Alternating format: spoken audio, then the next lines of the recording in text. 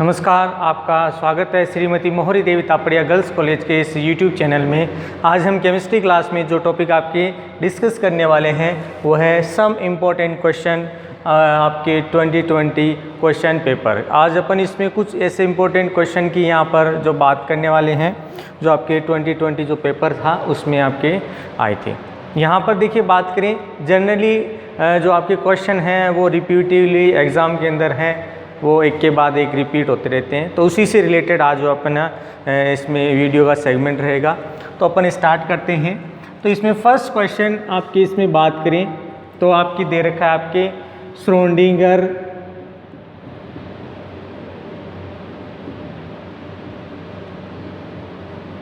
तरंग समीकरण। देखिए अपन बात करें, अपन ने प्रीवियस वीडियोस के अंदर जो है आपकी जो श्रोडिंगर तरंग समीकरण है या फिर अपन बात करें आपकी इससे रिलेटेड एक दो क्वेश्चन और थे वो अपन ने इसमें डिस्कस किए हैं। लेकिन यहाँ पर अपन बात करें कि ये जो क्वेश्चन पेपर था इसमें अपन स्टार्टिंग से कर रहे हैं। इससे वापस क्या किया है, इस श्रोडिंगर जो वेव्स आपके तरंग आपके समीकरण वेव इक्वेशन है इसको अपन दोबारा रिपीट कर रहे हैं। तो यहाँ पर देखिए पहले श्रोडिंगर तरंग समीकरण, यहाँ पर देखिए श्रोडिंगर तरंग समीकरण है आपकी हाइजेनबर्ग का अनिश्चितता सिद्धांत है, आपकी जो डी ब्रोगली तरंगदैर्घ्य समीकरण है। ये तीन ऐसे मोस्ट इम्पोर्टेंट टॉपिक है जिनसे आपका क्वेश्चन एग्ज़ाम के अंदर बात करें तो आराम से 2 सवाल कम से कम जो है इससे रिलेटेड आपको एग्ज़ाम में पक्का मिलेंगे।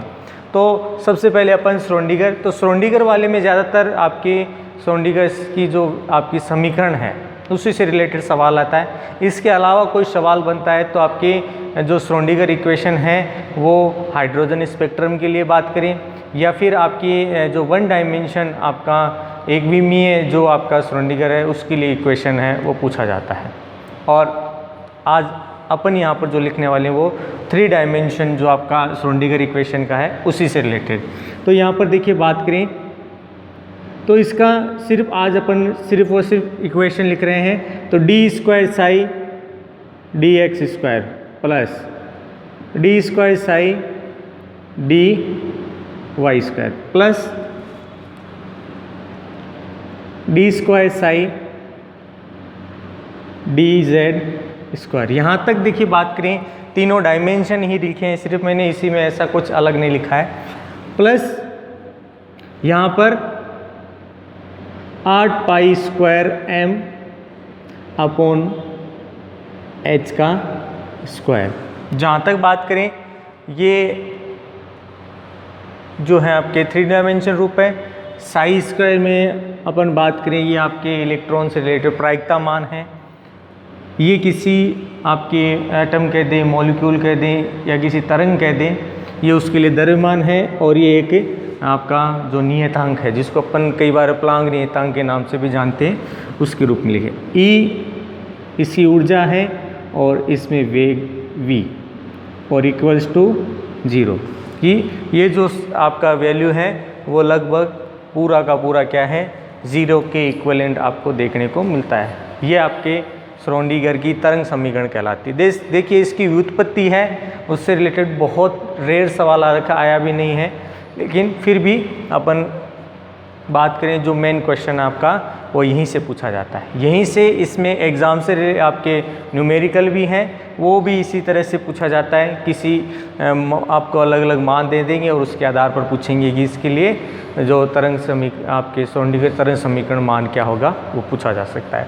तो ये इसमें फर्स्ट क्वेश्चन था श्रोडिंगर की तरंग समीकरण। तो ये थी आपकी d x square psi d y square d z square और आपका 8 pi square m upon h का स्क्वायर ई माइनस वी।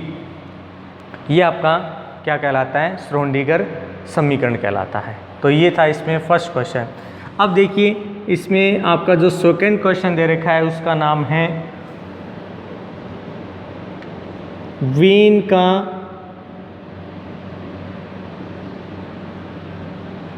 विस्थापन नियम क्या है।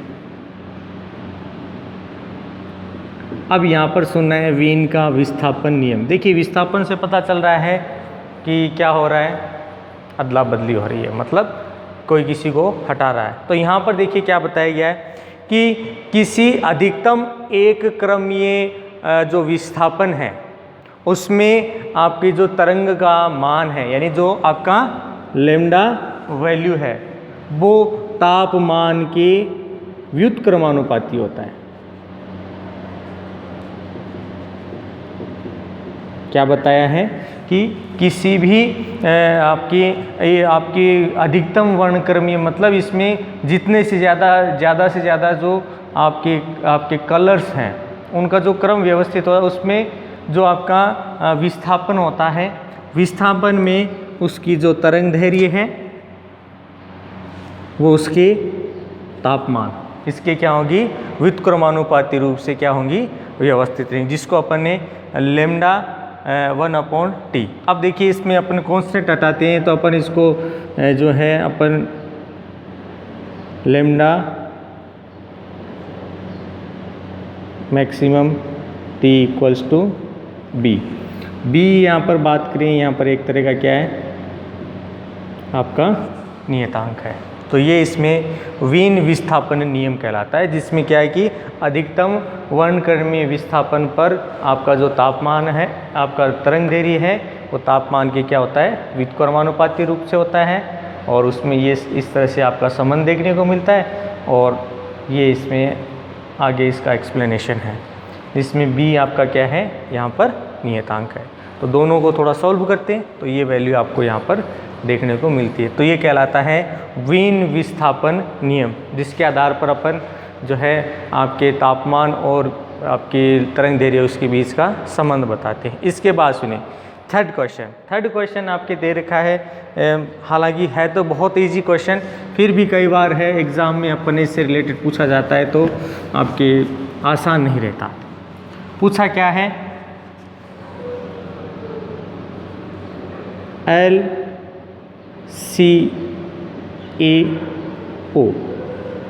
इसका पूरा नाम बताना है।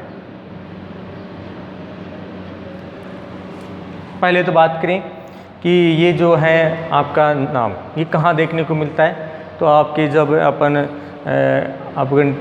किसी आपके CFT या उससे रिलेटेड अगर आपका कोई कंपोजिशन है या एक्सप्लेनेशन है, उसमें आपको ये चीज़ देखने को मिलती है। इसका मीन है linear combination of atomic orbital. यहाँ पर क्या है, इसका फुल क्या है, linear combination of atomic orbital. Hindi में कहें तो ये इसका मीन होता है परमाणुीय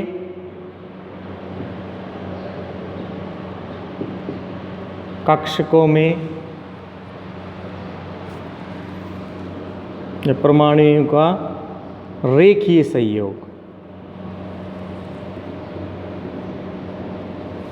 ठीक है, भी LCAO का पूरा नाम बताइए।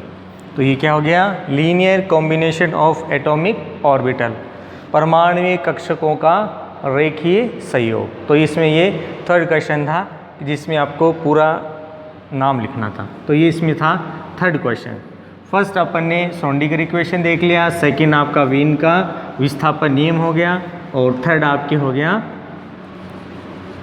आपके LCA का फुल फॉर्म कि भाई इसमें इसका पूरा नाम क्या होता है। अब इसके बाद सुनना है, इसके बाद आपके क्वेश्चन दे रखा है शून्य ऊर्जा क्या है। ये एक रिपीटिवली क्वेश्चन है जो आपके 18 के क्वेश्चन में पेपर में भी आ रखा है। तो आपके क्वेश्चन है शून्य ऊर्जा नियम या शून्य ऊर्जा क्या है। तो देखिए सीधा सीधा थोड़ा बहुत अपने को एक हिंट मिल जाता है कि यहाँ पर ऊर्जा दी है और शून्य है, तो मतलब यहाँ पर ये बात कहेंगे कि वह न्यूनतम ऊर्जा जिस पर किसी आपके कण की संभावना हो सकती है। ठीक है, यानी उसके लिए अपन क्या करें कि किसी कण की न्यूनतम ऊर्जा भी कह सकते हैं, जिस पर वो आपका कोई कण व्यवस्थित हो सकता है, वह उसकी शून्य ऊर्जा कहलाती है। क्या कहलाएगी? शून्य ऊर्जा कहलाएगी। यानी आपका कोई कण है और वो व्यवस्थित हो सकता है, और कौन सी अवस्था तक? न्यूनतम अवस्था, कि वह न्यूनतम ऊर्जा का वह न्यूनतम मान जिस पर कण आपका क्या हो सकता हो? व्यवस्थित हो सकता हो या उपस्थित हो, तो वह उसकी शून्य ऊर्जा कहलाएगी। अब यहाँ पर देखिए, जो शून्य ऊर्जा है इसको जनरली E0 के रूप में एक्सप्लेन, यानी E0 के आधार E0 है, इसको लिखा जाता है। अब इसमें इसका एक गणितीय रूप दे रखा है कि E0 इक्वल्स टू n का स्क्वायर h का स्क्वायर, सॉरी पाई का स्क्वायर h का स्क्वायर अपॉन 2 ml स्क्वायर। या तो एक तरह इस तरह से दिया हुआ हो, या फिर दूसरा दिया हुआ हो h का स्क्वायर 8 ml स्क्वायर, ये दिया हुआ हो। दोनों ही रूप क्या है? अपन शून्य ऊर्जा के लिए अपन ही लिख सकते हैं। क्योंकि शून्य ऊर्जा क्या होती है? कि वह न्यूनतम ऊर्जा जिस पर कोई आपका कण व्यवस्थित हो सकता है, या आपको E0 के रूप में एक्सप्लेन किया जाता है, और एक इसका ये गणितीय रूप आपका pi square h square upon 2 ml square, या फिर h का स्क्वायर 8 ml स्क्वायर है, इसके द्वारा क्या किया जाता है? आपका एक्सप्लेन किया जाता है कि इस आधार पर अपन क्या कर सकते हैं? किसी भी कण के लिए न्यूनतम ऊर्जा है वो अपन एक्सप्लेन कर सकते हैं। अब सुनिए इसका नेक्स्ट क्वेश्चन। नेक्स्ट क्वेश्चन आपका इसमें दे रखा है, रमन प्रभाव क्या है? देखिए ये भी बहुत इम्पोर्टेंट क्वेश्चन है। हालांकि अगर आपने आपके प्रीवियस वीडियोस, जो आपके शुरुआती वीडियो जिसने देखे हैं, उसमें रमन प्रभाव, आपका यूवी स्पेक्ट्रम, ये मतलब सब डिस्कस कर रखा है, फिर भी अपन रमन स्पेक्ट्रम की बात करते हैं। देखिए आपके एक इंडियन वैज्ञानिक थे CV रमन। इन्होंने अपनी एक थ्योरी दी जिसको आपके रमन प्रभाव कहते हैं। 1928 में, ठीक है, जिसके लिए इनको नोबेल प्राइज़ भी दिया गया था। अब सुनना है यहाँ पर क्या कहते हैं कि यहाँ पर क्या बताया गया कि जब किसी एक वर्णीय प्रकाश को, यानी एक आपका जो एक वर्णीय होगा, उस प्रकाश को किसी आपके पदार्थ की किसी भी अवस्था से गुजारा जाता हो, कि यहाँ पर क्या किया है कि पदार्थ की किसी भी अवस्था से, वो ठोस, द्रव, गैस सबके लिए बताया कि किसी अवस्था से गुजारा जाता हो, तो यहाँ पर आपका जो प्रकीर्णित प्रकाश होगा, सामान्यतः आपतित प्रकाश के आवृत्तियों के साथ साथ आपकी अन्य आवृत्तियाँ भी क्या होती है? इसमें शामिल होती है। क्या बताया है कि आपका जब कोई एक वर्णीय प्रकाश स्रोत है किसी माध्यम में से गुजारा जाता है, या किसी पदार्थ से गुजारा जाता है, या पदार्थ किसी अवस्था से गुजारा जाता है, तो यहाँ पर आपको क्या देखने को मिलेगा कि जो आपका प्रकीर्णित प्रकाश है वो आपके आपतित प्रकाश के साथ साथ अन्य आवृत्तियों का जो आपके प्रकाश होगा वो भी क्या करेगा? उसके अंदर से गुजरेगा।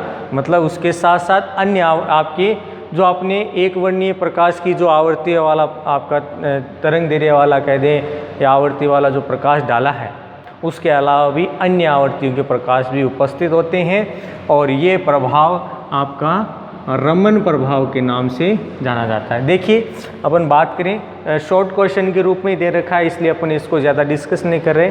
तो ये आपके कुछ क्वेश्चन थे जो अपन ने आज अपने इस वीडियो सेगमेंट में आपके देखे। देखिए आपके इसमें अपन ने डिस्कशन श्रोडिंगर इक्वेशन, वीन नियम, LCAO का फुल फॉर्म, आपका जो शून्य ऊर्जा है उसको डिस्कस किया, आपके जो रमन प्रभाव है उसका डिस्कशन। आई होप यू आपको जो आज के इस वीडियो सेगमेंट में जो क्वेश्चन डिस्कस किए हैं आपको पसंद आएंगे। वीडियो को लाइक करें, शेयर करें, और इससे रिलेटेड जो आपके नोट्स है बनाते रहें।